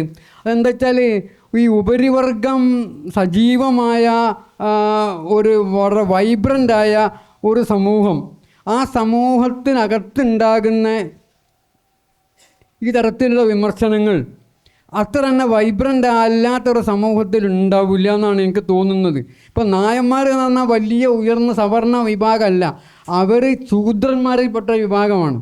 പിൽക്കാലത്ത് രാജകീയ വിളംബരം വാങ്ങിയിട്ടാണ് അവർ മുന്നോക്കക്കാരായി സ്വയം തന്നെ മാറിയത്. അപ്പോൾ നായന്മാരിൽ ഉണ്ടായിരുന്ന സംബന്ധത്തെ പറ്റിയൊക്കെ വലിയ വിമർശനമുള്ള നാടകങ്ങളും എഴുത്തുകളോ ചട്ടമ്പി സ്വാമികൾ തന്നെ രചനയിൽ തന്നെ നമുക്ക് കാണാൻ പറ്റും. അത് ഇങ്ങനെയുള്ള വലിയൊരു നാടക സ്റ്റേജിൽ അത് എത്രത്തോളം വിജയകരമായി നിരന്തരം വന്നു എന്നുള്ളത് എനിക്ക് അറിഞ്ഞൂടാ. അപ്പോൾ ഉയർന്ന വിഭാഗത്തിൽപ്പെട്ട നമ്പൂതിരിമാരിലെ അതിരൂക്ഷമായ സാമൂഹ്യ വിമർശന നാടകങ്ങളുണ്ടായി, മുസ്ലിം സമൂഹത്തിലുണ്ടായി. ഇപ്പോൾ ആയിഷാത്ത എന്നോട് തന്നെ പറഞ്ഞൊരു കാര്യം, നിങ്ങൾ എവിടെയും പറയരുത്.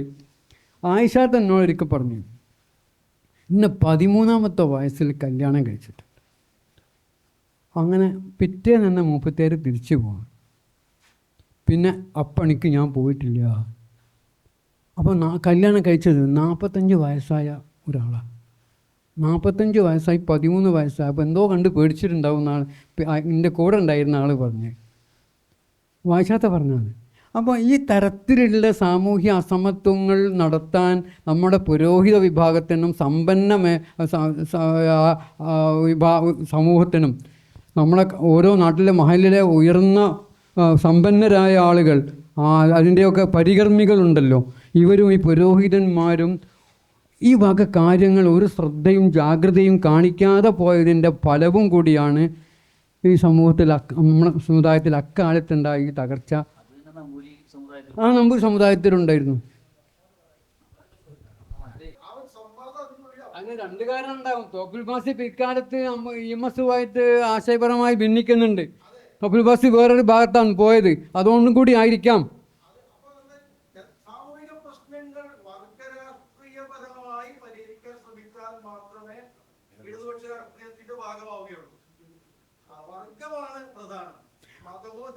അതിനുള്ള ഒരു പ്രശ്നം നമ്മളെ കേരളത്തിൽ സംഭവിച്ചത്, കേരളത്തിലെ ഈ കമ്മ്യൂണിസ്റ്റ് പ്രസ്ഥാനത്തിന് സാംസ്കാരിക മേഖലയിൽ കിട്ടിയ വലിയ മേൽക്കൈ ഉണ്ട്.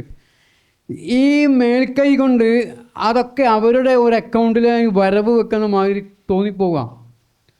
അല്ലാതെ എല്ലാം വർഗ വിശ്ലേഷണത്തിൻ്റെ പാഠഭാഗത്തിലൂടെ അതിൻ്റെ ഇഞ്ചുവടിയിലൂടെ തന്നെ വിശകലനം ചെയ്യുകയാണെങ്കിൽ പല എഴുത്തുകാരും ഇടതുപക്ഷ എഴുത്തുകാരല്ല.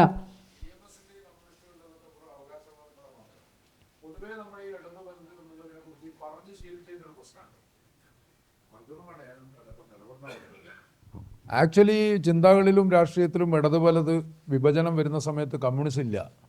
അത് ഫ്രഞ്ച് വിപ്ലവത്തിൻ്റെ കാലത്തുണ്ടായതാണ്. പിന്നെ റിപ്പബ്ലിക്കൻസ് ഒരു സൈഡിലിരുന്നു, മറ്റേ സൈഡിലിരുന്നു, കൺസർവേറ്റീവ്സൊക്കെ മറ്റൊരു ഭാഗത്തിരുന്നു. ഇതാണ് ഈ ഇടത് വലത് എന്ന് പറയുന്നതിൻ്റെ ഒരു അടിത്തറ എന്ന് പറയുന്നത്.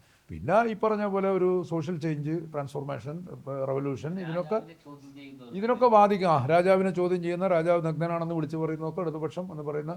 പക്ഷേ നമ്മൾ മുമ്പേ രണ്ട് മുന്നണികൾ അങ്ങനെ പറഞ്ഞ് ശീലിച്ചവരാ. അതുകൊണ്ട് നമുക്ക് ഈ വിഭജനം തീരെ അറിഞ്ഞുകൂടാന്നുള്ളതാണ്. വലത് കമ്മ്യൂണിസ്റ്റ് എന്ന് പറയുന്നത് ലോകത്ത് ഇന്ത്യയിൽ മാത്രം, കേരളത്തിൽ മാത്രമേ ഉണ്ടായിട്ടുള്ള പ്രതിഭാസം വലത് കമ്മ്യൂണിസ്റ്റ്. കാരണം CPI ആ കാലത്ത് കോൺഗ്രസിൻ്റെ കൂടെ വന്നു, അപ്പോൾ അത് വലത് കമ്മ്യൂണിസ്റ്റായി. ആക്ച്വലി ഈ കോൺഗ്രസ് എന്ന് പറഞ്ഞാൽ ഒരു ബിഗ് ടെൻ്റാണ്. അതിൽ നെഹ്റു തീർത്തും ഒരു ഇടതുപക്ഷ വീക്ഷണമുള്ള ആളാണ്. ആ വീക്ഷണമുള്ള ആളല്ല ഇന്ദിരാഗാന്ധി. ഇപ്പോൾ രാഹുൽ ഗാന്ധി സ്വീകരിച്ചിരിക്കുന്നത് നെഹ്റുവിയൻ സോഷ്യലിസം ഇപ്പോൾ ചർച്ചയായതും അങ്ങനെയാണ്. VD സതീശൻ്റെയും രമേശ് ചെന്നിത്തലിൻ്റെ വർത്തമാനത്തിന് ഞാൻ മുഖവിലക്ക് എടുക്കുന്നില്ല. അതതിൻ്റെ വഴിക്കങ്ങ് പോകും. അത് വെറും രാഷ്ട്രീയ താല്പര്യങ്ങൾ, ഗിമ്മിക്കുകൾ മാത്രമാണ്. രാഹുൽ ഗാന്ധി വളരെ കൃത്യമായിട്ട് നെഹ്റുവിയൻ സോഷ്യലിസം എന്ന് പറയുന്നുണ്ട്. മൂപ്പര് ലെഫ്റ്റ് പറഞ്ഞവരാണ്, അവകാശപ്പെട്ടതാണ്, അങ്ങനെ തന്നെ. അപ്പോൾ ഇങ്ങനെ അത് കൃത്യമായിട്ട് മനസ്സിലാക്കണം. അതുകൊണ്ട് രക്ഷപ്പെടുന്ന ആരാന്ന് വെച്ചാൽ, കേരളത്തിൽ ആരൊക്കെയാണ് മത്സരിക്കുന്നത്? ഇടതു മുന്നണി, വലതു മുന്നണി. ഇന്ത്യയുടെ വലത് കോൺഗ്രസ് എന്ന് പറഞ്ഞാൽ ബിഗ് ടെൻ്റാണ്. മുസ്ലിം ലീഗ് എന്ന് പറഞ്ഞു കഴിഞ്ഞാൽ വേണമെങ്കിൽ ഒരു യാഥാസ്ഥിതിക കക്ഷി എന്ന് പറയാമെന്നല്ലാതെ അത് ശരിക്കും എന്താ പറയുക, സെൻട്രിസ്റ്റുകളാണ്. ഇതിൻ്റെ രണ്ടിൻ്റെയും നടുവിൽ നിൽക്കുന്നവരാണ്. അപ്പോൾ ഇത് തിരിച്ചറിയാതെ വരുമ്പോൾ BJP അടക്കം പറയുന്നത് ഇടത് വലതിന് ബദൽ. ഒന്ന് ആലോചിച്ച് നോക്കണം. ഇന്ത്യയിലെ ഏറ്റവും വലിയ വലത് കക്ഷി ഏറ്റവും ഫാർ റൈറ്റ് വിങ് എന്ന് പറയാവുന്ന പാർട്ടി സ്വയം അവകാശപ്പെടാതെ ഇടത് വലതിന് ബദൽ. ഇത് ഈ ചിന്ത അതൊരു ഭയങ്കര പ്രശ്നമാണ്. അതിൻ്റെ ഒരു പിന്നെ മറ്റതൊക്കെ അവകാശവാദങ്ങളാണ്. ഇപ്പോൾ EMS പറഞ്ഞാലും ഇപ്പോൾ ആൻറ്റി സ്റ്റാലിനിസ്റ്റ് ലെഫ്റ്റിസ്റ്റ്, ഇതൊക്കെ ലോക രാഷ്ട്രീയ വ്യവഹാരങ്ങളിലുള്ള പ്രയോഗങ്ങളാണ്. ആൻറ്റി സ്റ്റാലിനിസ്റ്റ് ലെഫ്റ്റിസ്റ്റ്, ട്രോട്സ്കി മുതൽ പിന്നെ ഓർവെൽ വരെ, ജോർജ് ഓർവെൽ വരെ ആ ഒരു ധാരയുടെ വക്താവാണ്, ലെഫ്റ്റിസ്റ്റാണ്. ഓർവെൽ ആണെങ്കിൽ ആൻറ്റി കമ്മ്യൂണിസ്റ്റുമാണ്. ട്രോട്സ്കി ആൻറ്റി കമ്മ്യൂണിസ്റ്റ് അല്ല, പക്ഷേ ഓർവെൽ ആൻറ്റി കമ്മ്യൂണിസ്റ്റാണ്, ലെഫ്റ്റാണ്.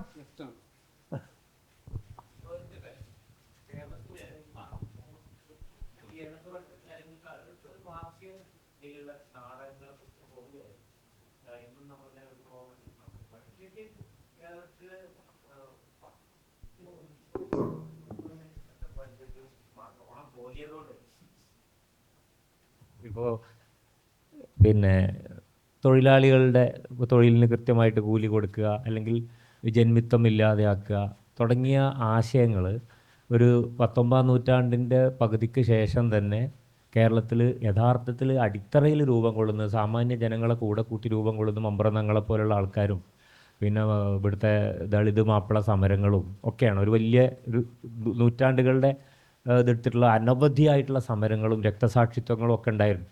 20-ാം നൂറ്റാണ്ടിലെ കേരളത്തിൽ സത്യം പറഞ്ഞാൽ ആ ഉഴുതുമറിച്ച മണ്ണ്, അതിൻ്റെ പിന്നെ ഖിലാഫത്ത് മൂവ്മെൻറ്റിലേക്കൊക്കെ അത് മാറിയിട്ട് കേരളത്തിൽ വലിയ സംഭവങ്ങളൊക്കെ നടക്കുന്നു, പിന്നെ വലിയ നഷ്ടങ്ങൾ മുസ്ലിം കമ്മ്യൂണിറ്റിയൊക്കെ സഹിക്കുന്നു. പക്ഷേ ഈ ഉഴുതുമറിച്ച മണ്ണിലാണ് യഥാർത്ഥത്തിൽ ഇടതുപക്ഷം ഈ തൊഴിലാളി കർഷക പ്രസ്ഥാനം എന്ന് പറഞ്ഞിട്ട് അതിൻ്റെ ഒരു ആശയത്തിലേക്ക് വരുന്നത് ഒരർത്ഥത്തിൽ. അപ്പോൾ യഥാർത്ഥത്തിൽ സാംസ്കാരിക മേഖലയിൽ ഇന്ന് പറയുന്ന ഒരു ഇടത് ആധിപത്യം ഉണ്ടാവുന്നതിൽ യഥാർത്ഥത്തിൽ ആദ്യകാലത്ത് ഇന്ത്യൻ കമ്മ്യൂണിസ്റ്റ് പാർട്ടിയിലും തന്നെ മുസ്ലിങ്ങളാണല്ലോ യഥാർത്ഥത്തിൽ കുറേ താഷ്കൻഡിലൊക്കെ പോയിട്ട് മുസ്ലിം കുറേ ആൾക്കാരുണ്ട്, ആദ്യകാല നേതാക്കന്മാർ. അങ്ങനെയുള്ളൊരു ധാരണ ഉള്ളിൻ്റെ ഉള്ളിൽ ഇടതുപക്ഷത്തിൻ്റെ ചില നാടകങ്ങൾ ഐഡൻറ്റിഫൈ ചെയ്തിട്ടുണ്ട്. ചെറുകാടിൻ്റെ നമ്മളൊന്നിലെ യഥാർത്ഥത്തിലുള്ള പ്രമേയത്തിൽ അവറാൻ അദ്ദേഹത്തിൻ്റെ മകൻ മുഹമ്മദും, അതേപോലെ തന്നെ ഈ മുഹമ്മദ് കമ്മ്യൂണിസ്റ്റുകാരനാണ്, ദേശാഭിമാനിക്ക് വേണ്ടി പിരിവിന് വേണ്ടിയിട്ട് ഒരു വരുന്ന സമയത്ത് മുഹമ്മദിൻ്റെ കൂടെ ഒരു നായരായിട്ടുള്ള കമ്മ്യൂണിസ്റ്റുകാരൻ തൻ്റെ ജന്മിയായ നമ്പൂതിരിയുടെ അവിടേക്ക് ഈ മുഹമ്മദും ഇയാളുടെ പേര് എനിക്ക് ഓർമ്മയില്ല, 2 കമ്മ്യൂണിസ്റ്റുകാർ ഒരു ജന്മിയായ നായരുടെ വീട്ടിലേക്ക് പോകുന്നൊരു സന്ദർഭം പറയുന്നുണ്ട്. മുഹമ്മദാണ് ഒരു കമ്മ്യൂണിസ്റ്റുകാരൻ, മറ്റത്. അപ്പോൾ അതിനകത്ത് ഈ തമ്പ്രാൻ ഇങ്ങനെ വരുന്ന സമയത്ത് ഈ നായരായ കമ്മ്യൂണിസ്റ്റുകാരൻ ഓച്ചാനിച്ച് വളഞ്ഞ് നിൽക്കുകയും മുഹമ്മദ് അവിടെയുള്ള ഒരു കസേരയിൽ കയറി ഇരിക്കുകയും ചെയ്യും. 2 കമ്മ്യൂണിസ്റ്റുകാരൻ.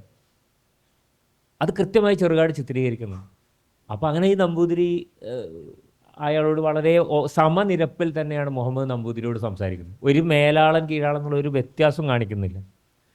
അതേപോലെ ഒരു ഘട്ടത്തിൽ ഉടമ അടിമ എന്നൊന്നില്ല, എല്ലാവരുടെയും ഉടമ പടച്ച തമ്പുരാനാണ് എന്ന് മൂപ്പർ പറയുന്നൊരു ഡയലോഗുണ്ട് അതിനിടക്ക്.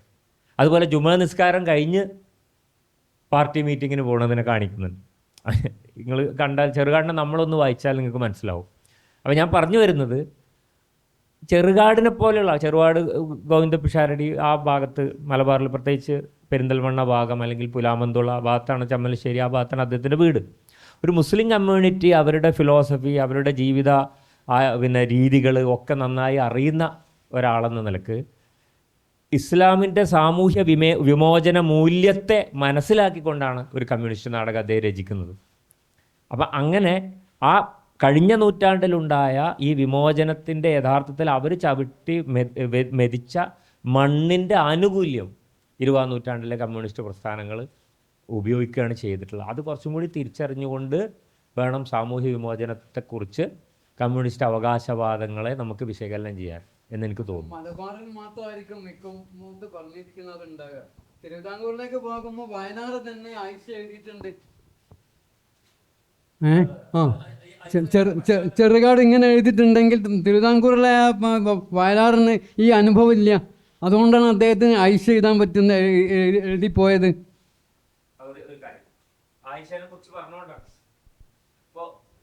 ഉപ്പൂപ്പാക്കൊരു ആനയുണ്ടായിരുന്നിൽ ആയിഷ എന്ന് പറയുന്ന ഒരു കഥാപാത്രമുണ്ട്. ബഷീർ ആ കഥാപാത്രം എഴുതുന്നതിൻ്റെ പിറ്റത്തെ കൊല്ലാണ് വയലാർ ആയിഷ എഴുതുന്നത്. അപ്പോൾ ഉപ്പൂപ്പാക്കൊരു ആനയുണ്ടായിരുന്നതിൻ്റെ ആയിഷ എന്ന് പറയുന്നത് യഥാർത്ഥത്തിൽ എഡ്യൂക്കേറ്റഡ് ആയിട്ടുള്ള ആയിഷയാണ്. മറ്റേ കുഞ്ഞുപാത്തുമ്മക്ക് എഴുത്തും കാര്യങ്ങളും ഒക്കെ പഠിപ്പിച്ചു കൊടുക്കുന്ന എഡ്യൂക്കേറ്റഡായ, സാരിയും നുണുങ്ങുകുപ്പായവും ഇട്ട, അങ്ങനല്ലേ കാഫ്രിച്ചികളുടെ ഡ്രസ്സൊക്കെ ഇട്ട എന്ന് പറയുന്നത് ബഷീർ പറയുന്നുണ്ടല്ലോ. അപ്പോൾ ആ ആയിഷ യഥാർത്ഥത്തിൽ വിദ്യാഭ്യാസമുള്ള എന്നാൽ മതബോധമുള്ള, ബഷീറിൻ്റെ ഭാഷയിൽ ഒരു സലഫി പരിഷ്കാരം ഒക്കെയാണ് അതിനകത്ത് കാണിക്കുന്നത്. അങ്ങനെയുള്ള ഒരു ആയിഷ ഒരു ഭാഗത്തിരിക്കുമ്പോൾ വളരെ ഇസ്ലാമോഫോബിക്കായിട്ട്, അല്ലെങ്കിൽ അതിൻ്റെ ഇരയായിട്ട്, അന്ത്രുമാനെ വില്ലനായിട്ടും ആയിഷയെ പിന്നെ ഇരയായിട്ടും ഇസ്ലാമിനെ പ്രതിസ്ഥാനത്ത് നിർത്തുന്ന തരത്തിലുള്ള ഒരു രീതിയിൽ വയലാർ ആയിഷ ഇതിനെക്കുറിച്ച് 1 വർഷത്തെ വ്യത്യാസത്തിലാണ് ഈ 2 ആയിഷമാർ വരുന്നത്. അപ്പോൾ അങ്ങനെയുള്ള ഒരു രീതിയിൽ നോക്കുമ്പോൾ രണ്ടും തെക്കന്മാരാണ്. ഐ മീൻസ് വൈക്കം തലയോലപ്പറമ്പ് കോട്ടയത്താണ്, ഇപ്പുറത്ത് ആലപ്പുഴയാണ്, ചെറിയ അടുത്തടുത്ത്. അപ്പോൾ തെക്കൻ കേരളത്തിൽ തന്നെ ഇങ്ങനെയൊക്കെ നമ്മൾ 2 ആയിഷമാർ ഒരേ സമയം വന്നിട്ടുണ്ട് എന്നാണ് പറയുന്നത്. പിന്നെ സാംബശിവൻ്റെ കഥാപാത്രങ്ങളിലൂടെയാണ് ആയിഷ ജനകീയമാവുന്നത്, ഒരർത്ഥത്തിൽ അത്ര പോപ്പുലറൈസ് ചെയ്യപ്പെടുന്നത്. അപ്പോൾ ഞാൻ പറയണത് അവിടെയുണ്ട്.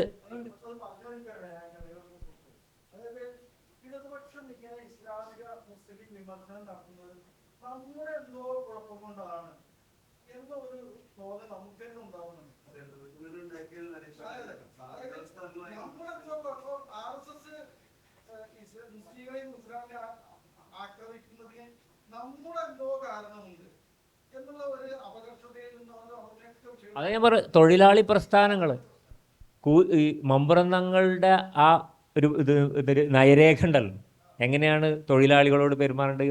ആ തമ്പ്രാൻ്റെ മുമ്പിൽ ഓച്ചാനിച്ച് നിൽക്കരുത്, തമ്പ്രാൻ ആരടാന്ന് ചോദിക്കുമ്പോൾ ഞാൻ എന്ന് തന്നെ പറയണം. അങ്ങനെ തുടങ്ങിയ ഈ അടിമ ഉടമ ബന്ധത്തെക്കുറിച്ച് ഇന്ന് കേരളത്തിലെ ഇപ്പോൾ കമ്മ്യൂണിസ്റ്റുകാർക്ക് വളർച്ച ഉണ്ടാകുന്ന 20-ാം നൂറ്റാണ്ടിൻ്റെ അതിൻ്റെ അടിത്തറയും ഫിലോസഫിയും ഇസ്ലാമിൻ്റെ അടിത്തറയിൽ നിന്ന് കഴിഞ്ഞ നൂറ്റാണ്ടിൽ വളരെ സജീവമായിട്ട് കേരളത്തിൽ പ്രായോഗികമായിട്ടുണ്ടാക്കി, പ്രയോഗവൽക്കരിച്ചിട്ടുണ്ട് ഇസ്ലാമിൻ്റെ ഫിലോസഫി ഉപയോഗിച്ചുകൊണ്ട്.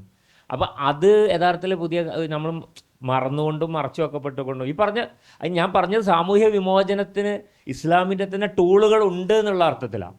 അതാണ് പരിഷ്കരണ പ്രസ്ഥാനങ്ങൾ പിൽക്കാലത്ത് ഉപയോഗിച്ചത്. അത് നാടകങ്ങളിലൂടെ ഉപയോഗിച്ച ആൾക്കാരാണ്, കണ്ണീരും പുഞ്ചിരിയോ അല്ലെങ്കിൽ അത്തരത്തിൽ. പക്ഷെ അവർക്കൊക്കെ ആ കാലഘട്ടത്തിൽ പോപ്പുലറായ കമ്മ്യൂണിസ്റ്റ് നാടകങ്ങളുടെ പാറ്റേൺ ഉപയോഗിക്കേണ്ടി വന്നു.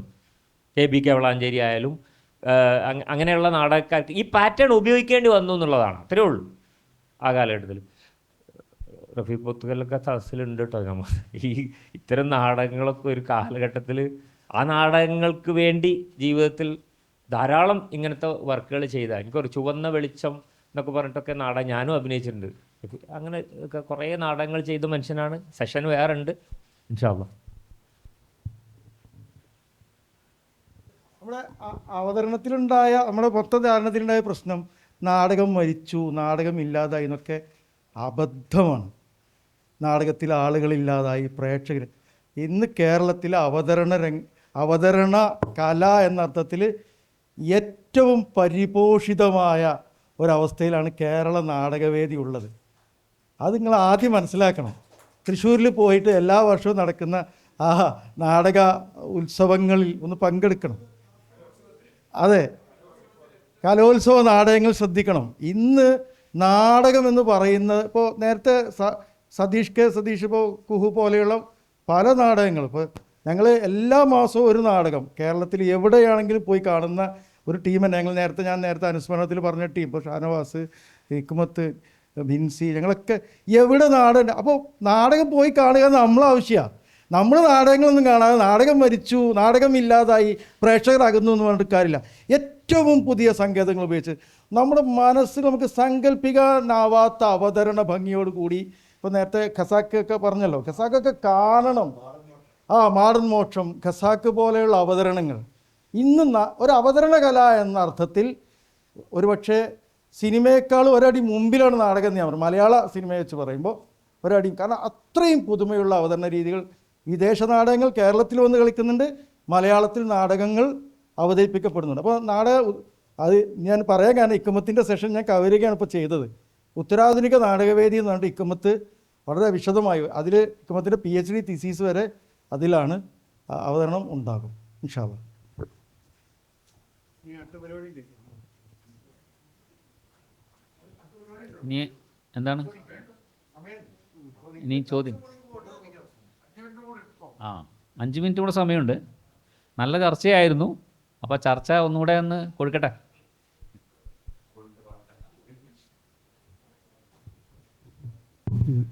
അവിടെ നിരീക്ഷണം പങ്കുവെക്കുകയാണ്. കമ്മ്യൂണിസ്റ്റ് നാടകങ്ങൾ അങ്ങനെ വിളിക്കാനാണ് ഇഷ്ടം. പിന്നെ പ്രൊലിറ്റേറിയൻ ഇടതുപക്ഷ എന്ന് പറഞ്ഞാൽ ഈ സാമ്പത്തികമായി അടിച്ചമർത്തപ്പെട്ടവരോ അവഗണിക്കപ്പെട്ടവരോ അല്ലെങ്കിൽ ചൂഷണം ചെയ്യപ്പെട്ട ആൾക്കാരെ ഫോക്കസ് ചെയ്യുന്ന രീതിയിലാണ് അതിൽ പോയിട്ടുള്ളത് രചനകൾ. അപ്പോൾ സാമ്പത്തികമായ ഉച്ചനീചത്വം എന്നതിൽ ഫോക്കസ് ചെയ്തുകൊണ്ടാണ് അത്തരം എഴുത്തുകൾ കാണുന്നത്, രചനാവതരണം കാണുന്നത്. ഇതുവരെ സമയം അതിനേക്കാൾ രൂക്ഷമായിട്ട് കേരളത്തിൽ നിലനിന്നിരുന്ന ഒരു ജാതി വ്യവസ്ഥ, അതിനെ നേരിട്ട് അഡ്രസ്സ് ചെയ്യാതെ, അല്ലെങ്കിൽ അത് ശരിക്കും അഡ്രസ്സ് ചെയ്യപ്പെടേണ്ടതായിരുന്നെങ്കിലും ആ അർത്ഥത്തിൽ, ഒരർത്ഥത്തിൽ പറഞ്ഞാൽ വീട്ടിൽ ഭട്ടതിരിപ്പാട് ഈ എന്താ പറയുക, നമ്പൂതിരി സമുദായത്തിനകത്ത്, അത് ഇടതുപക്ഷത്തിൻ്റെ ഭാഗമായിട്ടല്ല, അദ്ദേഹം ആ ഇടതുപക്ഷ ചിന്താഗതിയൊക്കെ കുറച്ച് വന്നിട്ടുണ്ടെങ്കിൽ പോലും, യുക്തിവാദത്തിൻ്റെ അർത്ഥത്തിൽ വരെ വന്നിട്ടുണ്ടെങ്കിൽ പോലും അത് നടന്നിരിക്കുന്നത് നമ്പൂതിരി സമുദായത്തിനകത്തുള്ളൊരു കാര്യമായിട്ട് മാത്രമാണ്. അത് മാറ്റി നിർത്തിയാൽ ജാതിയെ അഡ്രസ്സ് ചെയ്യുന്ന പിന്നീട് വന്ന കമ്മ്യൂണിസ്റ്റ് പിന്നെ എഴുത്തുകാരിലോ പിന്നെ നാടകത്തിലോ ജാതി എന്നത് കേരളത്തിൽ അത്ര രൂക്ഷമായ സാധനമായിരുന്നെങ്കിലും അതിന് തൊട്ട് മുമ്പ് ശ്രീനാരായണ ഗുരുവിൻ്റെ അതുപോലെ മറ്റു നവോത്ഥാന ഇതിൻ്റെയൊക്കെ ഭാഗമായിട്ട് ഒരു ഉഴുതുമറിച്ച ഒരു മണ്ണ് അവിടെ ഉണ്ട്. എങ്കിൽ പോലും അതിനെ ഫോക്കസ് ചെയ്യാതെ ഇതേ ജാതികൾ തന്നെയാണ് സാമ്പത്തികമായിട്ടും തകർന്നത് എന്നൊരു കാരണത്താൽ, അല്ലെങ്കിൽ ഒരർത്ഥത്തിൽ ഈ സാമ്പത്തികമായി പിന്നാക്കം നിൽക്കുന്നവരിലൂടെ അതിൻ്റെ ഒരു പ്രൊലിറ്റേറിയൻ ഇത് കാണിച്ചപ്പോൾ അറിയാതെ സംഭവിച്ച മറ്റൊരിത് മെല്ലെ ജാതിയും സമൂഹത്തിൻ്റെ മുഖ്യധാരയിലേക്ക് ജാതിപരമായ പ്രശ്നങ്ങളൊക്കെ മറികടന്ന് വരാൻ ഇവർക്ക് സാധിച്ചിട്ടുണ്ട്. പക്ഷെ ഒരിക്കൽ പോലും കമ്മ്യൂണിസ്റ്റ് നാടകങ്ങളിൽ എവിടെയും ഇത് അഡ്രസ്സ് ചെയ്യപ്പെട്ടില്ലെന്ന് നമുക്ക് മനസ്സിലാക്കാൻ പറ്റും.